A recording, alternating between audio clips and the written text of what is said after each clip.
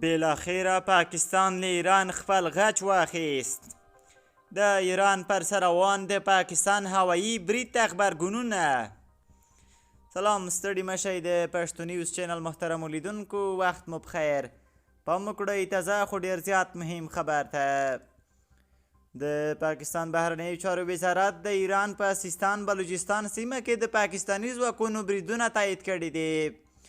د پاکستان بهرنیو چارو وزارت په وینا په دې بریدونو کې یو شمېر ترهګر وژل شوي دي.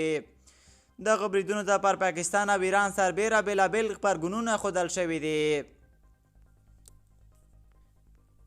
ایراني رسنۍ وایي د پاکستان په هوایي بریدونو کې 9 تنه وژل شوي. د ایراني رسنیو د راپورونو له مخې په سروان سیمه کې د پاکستان په هوایي بریدونو کې 9 کسان وژل شوي دي.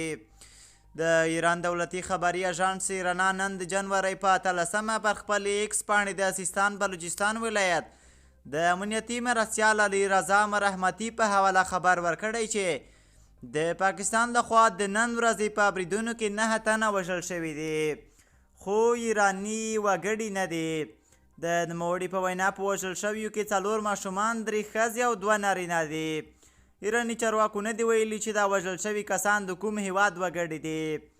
دا په داسې حال کې ده چې تر دې وړاندې د پاکستان د بهرنیو چارو وزارت ویلي و چې هوایي ځواکونو یې په ځوابي برید کې نن پنجشنبه د جنوري 13 د ایران په خاوره کې توندلاري په نښه کړي دي.